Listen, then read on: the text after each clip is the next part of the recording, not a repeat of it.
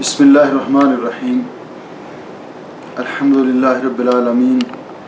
والصلاة والسلام علی سید الانبیاء والمرسلین نبینا محمد خاتم النبیین وعلی آلہ الطیبین الطاہرین واصحابہ الغر المیامین ومن تبعہم بإحسان الی یوم الدین. اما بعد. معزز سامعین و ناظرین، شرکائے پروگرام، السلام علیکم ورحمۃ اللہ وبرکاتہ. ہم نے اللہ کی توفیق سے کل سے ایک بہت ہی اہم کتاب عقیدے سے متعلق لمعۃ الاعتقاد کی تشریح اور توضیح شروع کی ہے. کل کے درس میں ہم نے اس کی مبادیات کا، کتاب اور صاحب کتاب کا تعارف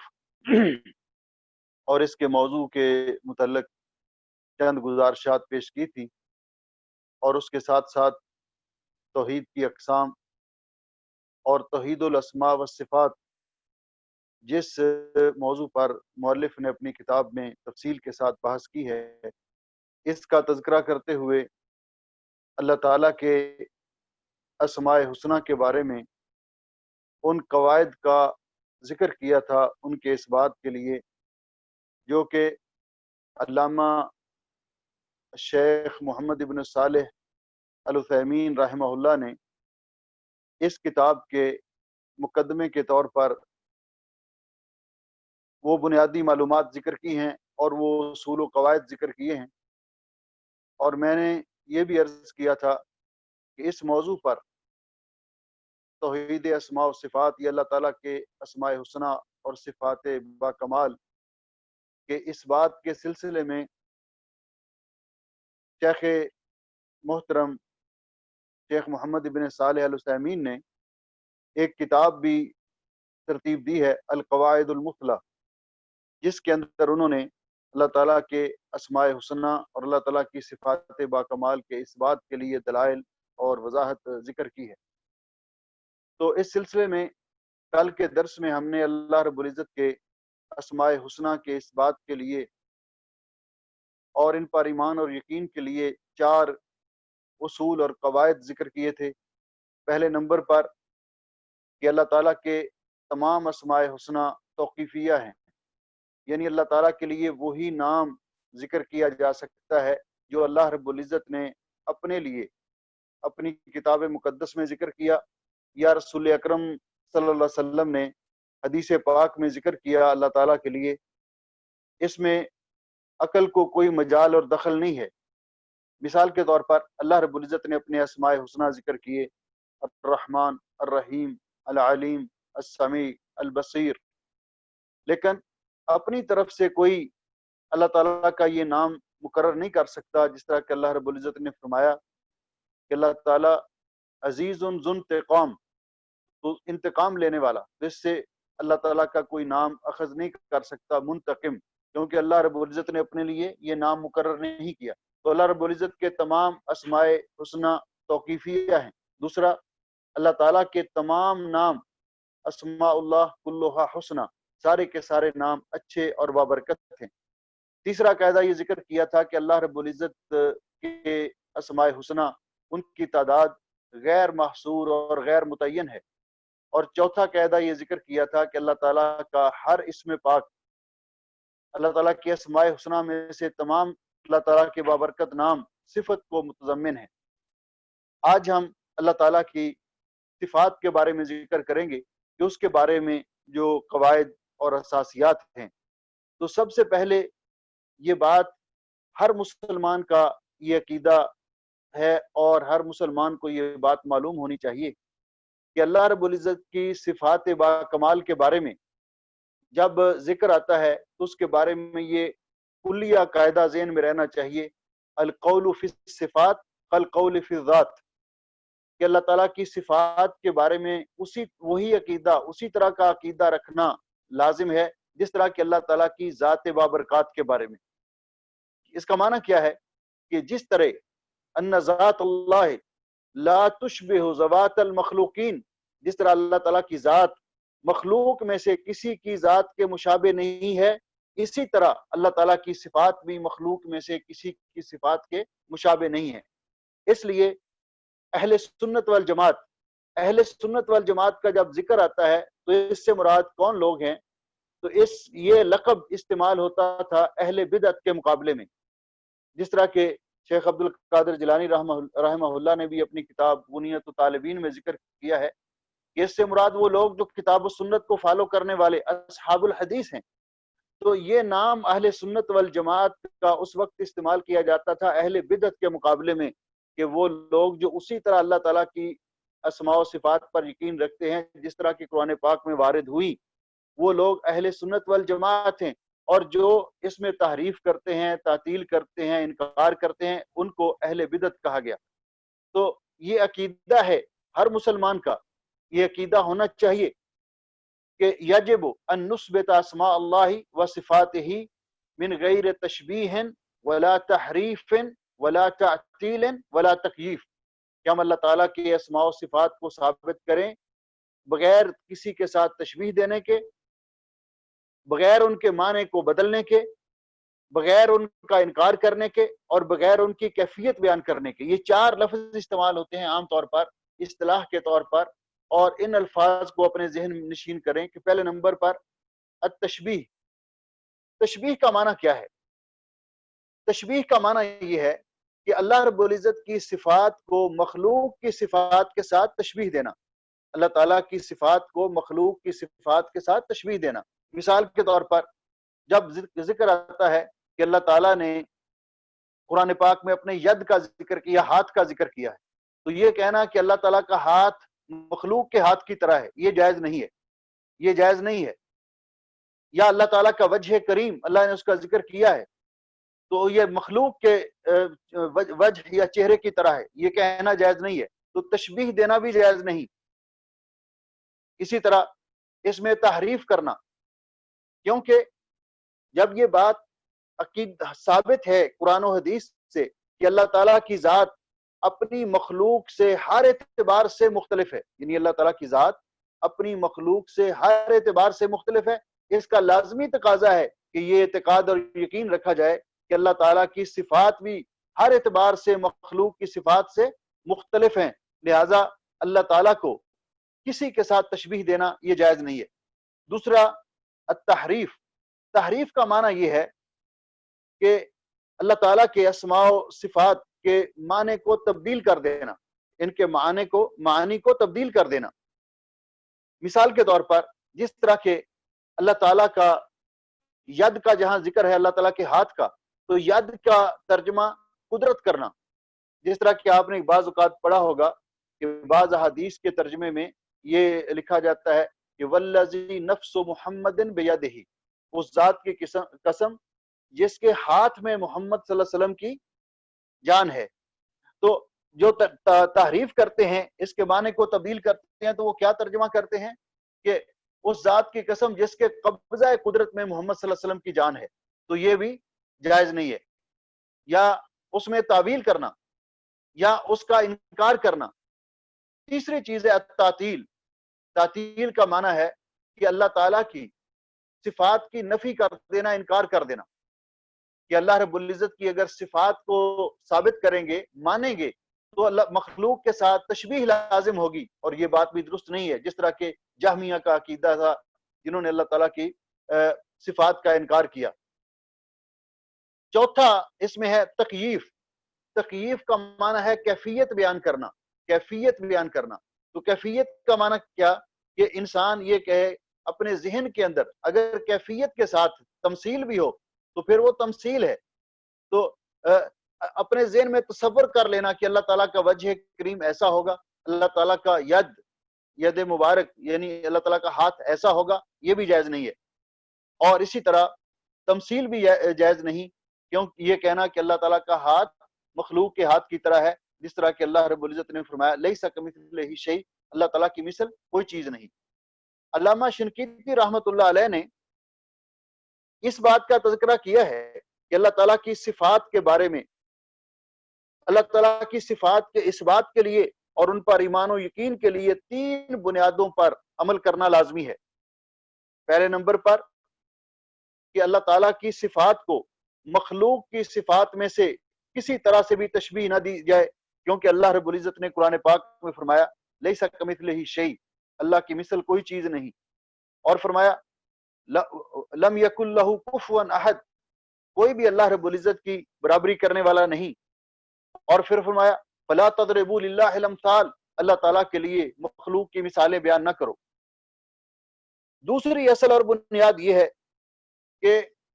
اللہ تعالیٰ کی صفات کو اسی طرح تسلیم کرنا من و عن، بغیر ان کو کسی کے ساتھ تشبیہ دیے، بغیر ان کی کیفیت بیان کیے، اس طرح ثابت کرنا جس طرح کہ اللہ رب العزت نے اپنی صفات خود بیان کی ہیں، کیونکہ اللہ تعالیٰ اپنی ذات کے بارے میں، اپنی صفات کے بارے میں سب سے زیادہ خود جاننے والا ہے، جیسا کہ اللہ رب العزت قرآن پاک میں فرماتے ہیں اَأَنْتُمْ أَعْلَمُ أَمِ اللَّهِ، کیا تم زیادہ جانتے ہو یا اللہ تعالیٰ؟ تو اللہ تعالیٰ کے لیے وہ تمام صفات ان پر یقین اور ایمان رکھا جائے جو اللہ نے خود اپنے لیے بیان کی، یا پھر اللہ تعالیٰ کے رسول حضرت محمد رسول اللہ صلی اللہ علیہ وسلم نے اللہ تعالیٰ کے لیے بیان کی، کیونکہ اللہ رب العزت نے رسول اکرم صلی اللہ علیہ وسلم کے بارے میں فرمایا وَمَا يَنْطِقُ عَنِ الْهَوَىٰ إِنْ هُوَ إِلَّا وَحْيٌ يُوحَىٰ، کہ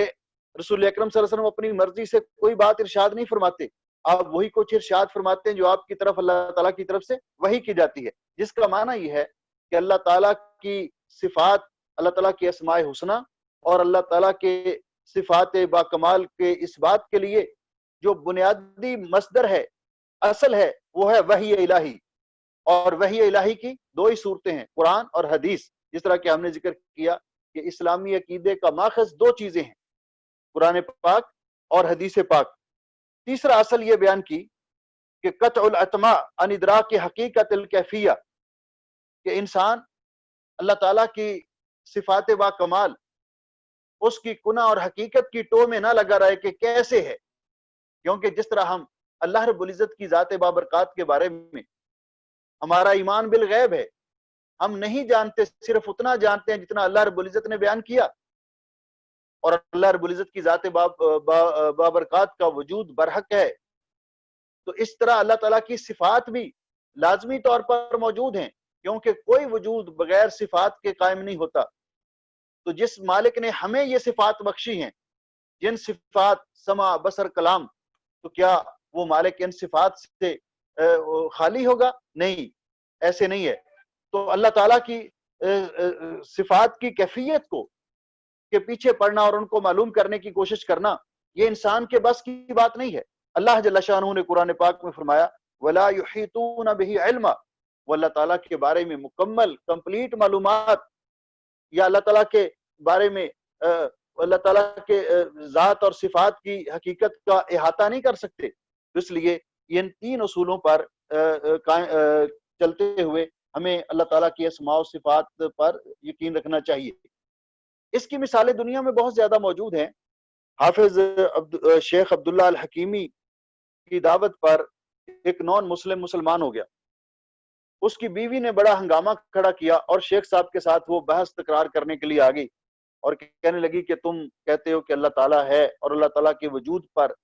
کیا دلیل ہے آپ کے پاس، اور اللہ رب العزت کا وجود اس کو ثابت کرنے کے لیے یہ بتایا جائے کہ اللہ رب العزت کا قد کاٹ کیسا ہے، اس کا حدود اربع کیا ہے۔ تو شیخ صاحب نے فرمایا استغفر اللہ، یہ چیزیں ہم اللہ تعالیٰ کے بارے میں بیان کریں؟ انہوں نے کہا لیکن میں آپ سے پوچھتا ہوں کہ اللہ تعالیٰ کی ذات بابرکات کو تو ہم نے دیکھا نہیں ہے، اور انشاءاللہ جس طرح اس کتاب میں اور عقیدہ ہے ہمارا کہ جنت میں مومنین اللہ رب العزت کا دیدار کریں گے، اور ہم بھی کریں گے انشاءاللہ اللہ کے فضل و توفیق سے۔ انہوں نے کہا کہ یہ بتائیے کہ آپ اپنے شوہر کے بارے میں اتنی فکر مند ہیں، تو آپ کو اپنے شوہر کے ساتھ محبت ہے؟ اس نے کہا جی بالکل محبت ہے، اسی لیے تو میں فکر مند ہوں۔ تو فرمانے لگے کہ آپ مجھے بتائیے کہ آپ کو جو اپنے شوہر کے ساتھ محبت ہے اس کی کیفیت کیا ہے، اس کا وزن کیا ہے، اس کی مقدار کیا ہے؟ تو وہ خاموش ہو گئی، کہنے لگی جی یہ کیسے بتایا جا سکتا ہے؟ تو انہوں نے کہا کیا محبت موجود ہے؟ جی محبت تو موجود ہے اپنے شوہر کے ساتھ۔ تو کیا آپ کو معلوم نہیں کہ اس شوہر کے ساتھ محبت کی کا وزن کیا ہے، مقدار کیا ہے، کوانٹیٹی کیا ہے؟ تو وہ خاموش ہو گئی۔ تو فرمایا اسی طرح اللہ تعالیٰ کا وجود برحق ہے، اسی طرح اللہ تعالیٰ کی صفات بھی برحق ہیں، لیکن اس کی کیفیت بیان کرنا. جس طرح آپ ایک مشاہد چیز ہے، آپ اپنے شوہر کے ساتھ محبت کا دعویٰ کر رہی ہیں لیکن آپ کو پتہ نہیں ہے کہ محبت جو ہے اس کی کوانٹیٹی کیا ہے، مقدار کیا ہے، اس کا رنگ کیسا ہے. تو اسی طرح اللہ تعالیٰ کی صفات کے بارے میں بھی کوئی یہ جان نہیں سکتا، لیکن یہ ساری کائنات اس کا نظام چل رہا ہے اور اللہ تعالیٰ کے وجود بابرکت پر یہ دلالت کرتا ہے. تو یہ دنیا کے اندر جتنا نظام ہے، عقلی اور نقلی دلائل اس بات کو ثابت کرتے ہیں کہ اللہ رب العزت کا وجود برحق ہے. تو جس طرح اللہ رب العزت کا وجود برحق ہے، اسی طرح اللہ تعالیٰ کی صفات لازمی تقاضا ہے کہ اللہ تعالیٰ کی صفات بھی ہیں. اور جس طرح اللہ تعالیٰ اپنی مخلوق کے ساتھ مشابہ نہیں ہے اللہ تعالیٰ کی ذات، اسی طرح اللہ تعالیٰ کی صفات بھی مخلوق کی صفات کے ساتھ مشابہ نہیں ہے. اللہ رب العزت نے فرمایا وَلِلَّهِ الْمَثَلُ الْأَعْلَى، اللہ کے لیے سب سے اعلیٰ مثال ہے. شیخ محترم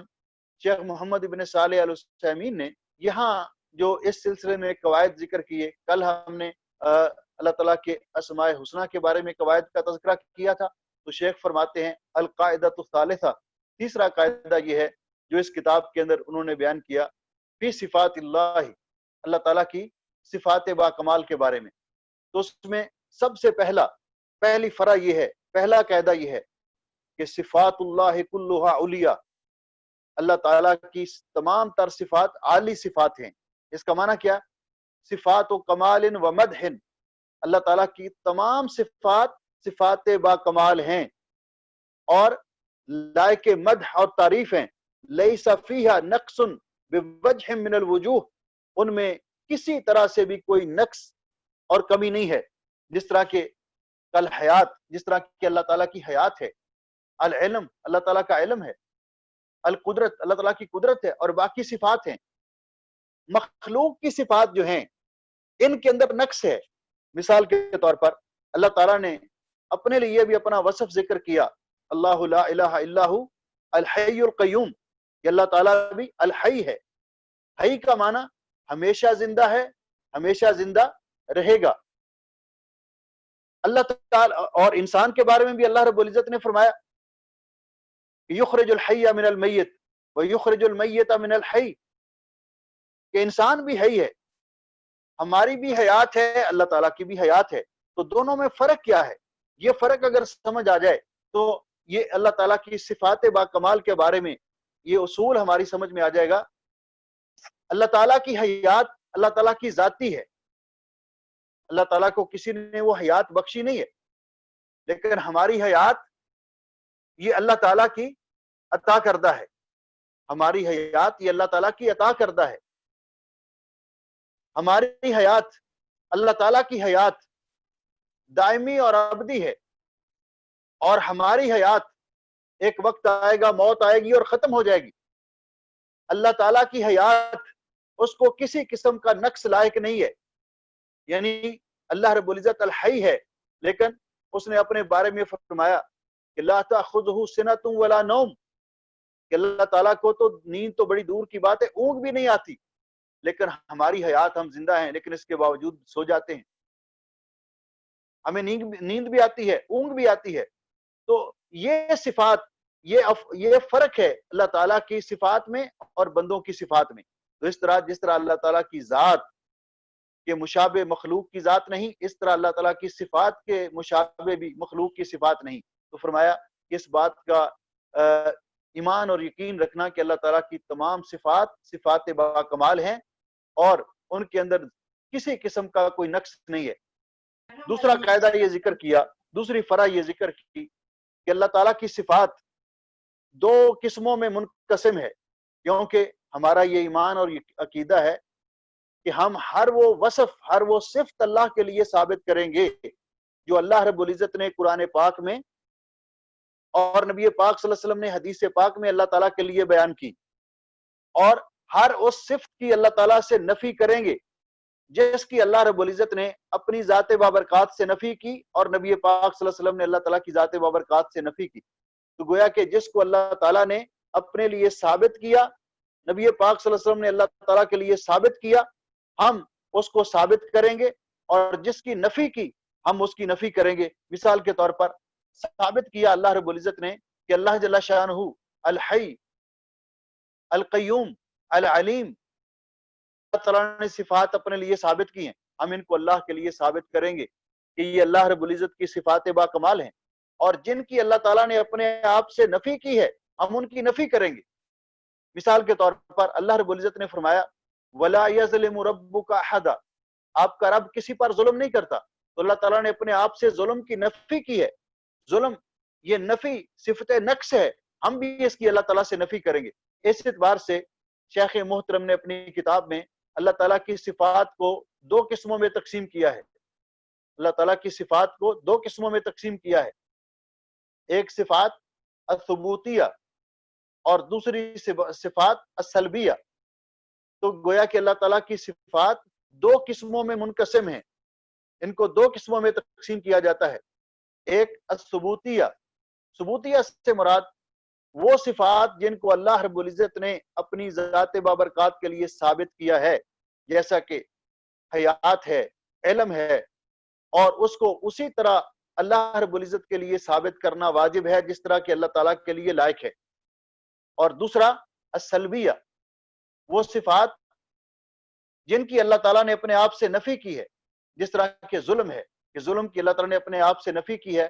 تو اس کی نفی کرنا اللہ تعالیٰ کی ذات بابرکات سے ہمارے لیے لازمی ہے۔ تو گویا کہ اللہ تعالیٰ کی صفات جو ہیں ایک اعتبار سے دو حصوں میں تقسیم ہوتی ہیں، ایک ثبوتیہ کہ جن کا ثابت کرنا اللہ رب العزت کے لیے واجب ہے اور لازم ہے، اور اس کی مثال ہے الحی، حیات، علم، اور دوسرا السلبیہ کہ جن کی نفی کرنا اللہ تعالیٰ سے واجب ہے، اور وہ ہے ظلم اور اس طرح جو صفات نقص ہیں۔ تیسری فرع شیخ محترم نے ذکر کی ہے کہ پھر یہ اللہ تعالیٰ کی جو صفات ثبوتیہ ہیں، وہ صفات جو اللہ رب العزت نے اپنے لیے ثابت کی ہیں، وہ صفات جو رسول اکرم صلی اللہ علیہ وسلم نے اللہ تعالیٰ کے لیے ثابت کی ہیں، تو اس کی آگے پھر دو قسمیں ہیں، اس کی آگے پھر دو قسمیں ہیں، ایک صفات ذاتیہ، یعنی صفات ثبوتیہ کی آگے پھر دو قسمیں ہیں، ایک صفات ذاتیہ، ذاتی صفات سے مراد کہ وہ صفات جن سے اللہ تعالیٰ ہر وقت متصف ہے، جس طرح حیات ہے، سمع ہے، بصر ہے، اور بعض علماء نے کلام کو بھی اس کے اندر شامل کیا ہے۔ اور دوسرا صفات فعلیہ، دوسرا صفات فعلیہ، صفات فعلیہ جو اللہ تعالیٰ کی مشیت کے ساتھ متعلق ہیں، کہ اس وقت اللہ تعالیٰ ان سے متصف ہوتا ہے جب اللہ تعالیٰ وہ صفات اختیار فرماتے ہیں، جس طرح کہ اللہ رب العزت نے فرمایا وَجَاءَ رَبُّكَ وَالْمَلَكُ صَفًّا صَفًّا، تو اللہ تعالیٰ کی مجیء، اللہ تعالیٰ کی الرحمن وعلی العرش استویٰ، اللہ تعالیٰ کا عرش پر مستوی ہونا، تو ان صفات کو علماء نے تسہیل کے لیے صفات فعلیہ قرار دیا ہے۔ تو یہ اللہ رب العزت کے اسماء حسنہ اور اللہ رب العزت کی صفات با کمال کے بارے میں چند قواعد ہیں جو اس کتاب کے شروع میں شیخ محترم نے ذکر کی ہیں۔ اس کے بعد فرماتے ہیں کہ اللہ تعالیٰ کی تمام صفات، ان کی طرف ان کے حوالے سے تین قسم کے سوال ذہن میں آتے ہیں۔ پہلا سوال یہ ہے حل ہے حقیقیہ، کیا اللہ تعالیٰ کی صفات یہ حقیقی صفات ہیں؟ ولماذا، اور کس لیے؟ تو اس کا جواب یہ دیتے ہیں کہ نعم حقیقیت، اللہ تعالیٰ کی تمام صفات حقیقی صفات ہیں، اس لیے کہ کلام جب کیا جاتا ہے تو کلام میں اصل حقیقت ہے، بغیر کسی دلیل کے حقیقت کو چھوڑ کر مجازی معنی اختیار کرنا جائز نہیں ہے۔ دوسرا سوال حل یجوز تکییفھا، کیا اللہ تعالیٰ کی صفات کی کیفیت بیان کرنا جائز ہے؟ اور کیوں؟ فرماتے ہیں کہ لا یجوز تکییفھا، اللہ تعالیٰ کی صفات کی کیفیت بیان کرنا جائز نہیں ہے، جس طرح کہ اللہ رب العزت نے فرمایا وَلَا يُحِيطُونَ بِهِ عِلْمًا، اس لیے کہ عقل جو ہے یہ اللہ تعالیٰ کی صفات کی کیفیت کو بیان نہیں کر سکتی۔ اور تیسرا سوال کہتے ہیں کہ کیا اللہ تعالیٰ کی صفات هل تماثل صفات المخلوقین، کیا اللہ تعالیٰ کی صفات مخلوق کی صفات کی طرح ہیں؟ تو فرماتے ہیں اس کا جواب یہ ہے کہ لا تماثل صفات المخلوقین، کہ اللہ تعالیٰ کی صفات مخلوق کی صفات کی مثل نہیں ہے، کیونکہ اللہ رب العزت نے خود فرمایا ہے لیس کمثلہ شیء، کہ اللہ رب العزت کی مثل کوئی چیز نہیں ہے۔ یہ شیخ محترم نے یہ قواعد ذکر کیے، اور اس کے بعد پھر قاعدہ عامہ کہ ان قواعد کا ذکر کہ جو ان لوگوں کے رد کے لیے جس کے لیے علامہ ابن قدامہ رحمہ اللہ نے اس کتاب کو تالیف کیا ہے، کہ یہ کتاب ان لوگوں کے رد پر انہوں نے تالیف کی ہے جو لوگ اللہ تعالیٰ کی صفات کا انکار کرتے یا ان کے اندر تعویل کرتے ہیں۔ تو انشاءاللہ آئندہ درس جو ہمارا ہوگا تو اس میں کتاب کا اصل کتاب جو ہے لمعۃ الاعتقاد، اس کو ہم شروع کریں گے، اس کا متن اور اس کی تفسیر بیان کریں گے۔ تو یہ آج کا درس ہم اسی پر اکتفا کرتے ہیں کہ اس کے اندر اللہ تعالیٰ کی صفات با کمال کے لیے قواعد، پھر اللہ تعالیٰ کی جو صفات ہیں وہ دو قسموں میں منقسم ہوتی ہیں، ایک ثبوتیہ اور ایک سلبیہ۔ ثبوتی صفات کون سی ہیں، سلبی صفات کون سی ہیں، اور پھر اللہ تعالیٰ کی صفات ثبوتیہ دو حصوں میں تقسیم ہوتی ہیں، ایک ذاتیہ اور ایک فعلیہ، اور ہر ایک کے لیے ہم نے مثال بیان کی ہے۔ ثبوتی صفات مثال کے طور پر الحی، حیات، علم، اور سلبی صفات جس کی نفی کرنا لازمی ہے، ظلم۔ اور یہ ثبوتی صفات پھر دو قسموں میں تقسیم ہوتی ہیں، ایک ذاتی جن سے اللہ تعالیٰ ہر وقت متصف ہے جس طرح سمع، بصر، اور دوسرا فعلی صفات وہ جو اللہ تعالیٰ کی مشیت کے ساتھ متعلق ہیں، جس طرح مجیء ہے، اللہ تعالیٰ کا آنا، اور اللہ تعالیٰ کا عرش پر مستوی ہونا۔ اللہ رب العزت ہماری اس محنت کو جو اللہ رب العزت کی ذات بابرکات کے حوالے سے، اللہ تعالیٰ کی صفات با کمال کے حوالے سے اور مسائل عقیدہ کے حوالے سے قبول و منظور فرمائے، اور اللہ تعالیٰ ہمارے علم کو علم میں نافع بنائے، ہمیں دنیا اور آخرت میں اللہ تعالیٰ کامیاب و کامران فرمائے۔ تو آپ یہ ریکارڈنگ جو اس کے بعد جو اس وقت آن لائن نہیں ہے، جو بہن بھائی اور جو عزیز اور عزیزات اس پروگرام میں شریک ہیں، تو بعد میں اس کی ریکارڈنگ سن کر تو آپ جو سوالات آپ کو دیے جائیں گے وہ آپ ان سوالات کا جواب اپنے دیں، اور اس طرح ہر 2 درسوں کے بعد سوالات جو دیے جائیں گے۔ بارک اللہ فیکم۔ السلام علیکم ورحمۃ اللہ وبرکاتہ۔